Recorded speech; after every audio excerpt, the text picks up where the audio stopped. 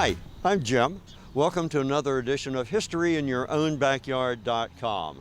We're in Cincinnati, Ohio this morning at the St. Peter in Chains Cathedral, and I'm speaking with Father Barry Windholz.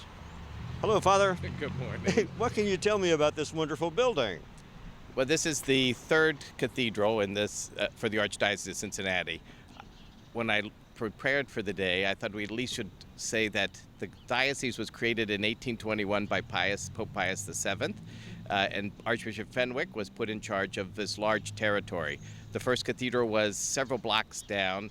It's a small wooden church. That was the first cathedral. The second was built in 1826 over on 8th and Sycamore. And from there, this is the third cathedral for the Archdiocese. It was built in 1845 when Archbishop Purcell was the bishop of the Archdiocese.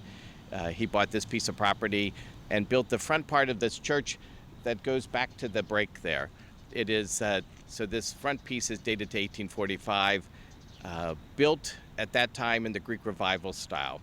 It was built as an edifice known as the White Angel because of the limestone that was brought out of a quarry in Dayton, Ohio. The cathedral was in use until 1938. At that time, the city was in decline. The cathedral was in bad shape, and so the Archbishop decided to close this cathedral. I always preface when I give tours on what makes a cathedral. Any Catholic church can be a cathedral. What makes the cathedral is the bishop's chair, which is called a cathedra. It's the seat of his authority, his being chief shepherd of a portion of the people of God. And so the chair was moved from this church to St. Monica's, which is up in Clifton. And it wasn't until Archbishop Alter became bishop here in Cincinnati that the city was regenerating itself as it is today. And he then reclaimed the cathedral as the chief church of the diocese by by first of all reconstructing and adding on to the building by the architect William Schulte. It took four to 5 years for it to be completed, and there was a grand dedication where it then has served as the chief church of the diocese since 1957 when it was reopened. It is still built in the Greek Revival style, and when Archbishop Alter decided to increase the church, they had to reopen the quarry in Dayton, Ohio to find the same limestone, and they, in the inside of the church, created a church that was also in the Greek style. So our Stations of the Cross are painted by a famous Cincinnati artist by the name of Zimmerman, who painted them in the Greek pot style, if you look at them, you'll see them on the video that they look like paintings on a Greek pot, an ancient Greek pot. There were artists from Dayton who did some of the statuary in the church. As in the 1950s, we were still, if you're Roman Catholic, understand pre-Vatican II versus post-Vatican II, where there was a change in the style of liturgy in the church, the change in how we celebrated our Mass.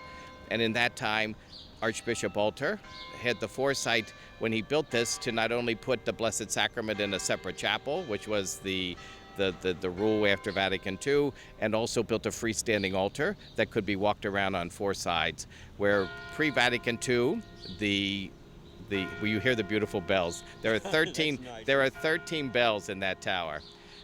Anyways, he built the altar freestanding. In the pre-Vatican II, the priest said Mass with his back to the people. Post-Vatican II, he went and faced the people. So in this church, it did not have to be changed. All they had to do was walk around the other side and start celebrating the Eucharist. That is the basic history of this place. It is a beautiful edifice in this part of downtown, on the western part of downtown, next to City Hall, across the street from the Isaac Wise Temple. And it is a beautiful space that you'll be able to see when we enter into the church. The statues in the baptistry, which existed which was built in 1957, were done by an artist from Dayton by the name of Koepnik. It's a difficult name. Yes. And there's a statue in the Blessed Sacrament Chapel done by an artist named Hassler. There's a huge mosaic. It was, you know how in the United States everybody has the largest of everything. Well, at the time this was built, that was the largest mosaic in the United States. It has been co-opted since that time, but the mosaic was done by tiles coming from Munich, Germany. The windows in the back were etched in Munich, Germany, and sent over and put here. I'd read something about your special crucifix.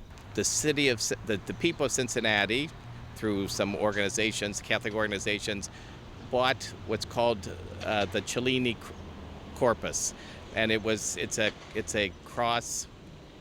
It's a corpus. It's the body of Christ that was done by the famous Renaissance artist Cellini.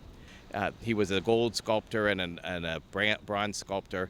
This was given to the Archbishop, and it was put on a processional cross that we still use to this day. There's also a second processional cross that was made that is like that processional cross, which you'll see in the pictures. That is done by an artist, a local artist by the name of Barnhorn from the 1920s. My reading tells me that it was the tallest building in Cincinnati when it was built. That may be true. I don't know that for a fact. It was. It may not be the tallest now. It was then, but it's still a magnificently tall building. And I know we've been talking about how nice a building this is, but I'm sure it's a very active building, and you still hold masses here. It is a parish community. There is really no local population in the neighborhood, but people come from all over to come to church here. Besides the regular 3 masses on a day and 4 on one on Saturday, 3 on Sundays.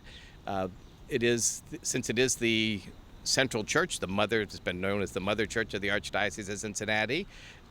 There are special occasions that are celebrated here regularly. We just had a 25th and 50th wedding anniversary celebration of the Archdiocese of Cincinnati, which the Archdiocese is 19 counties that the bishop is in charge of.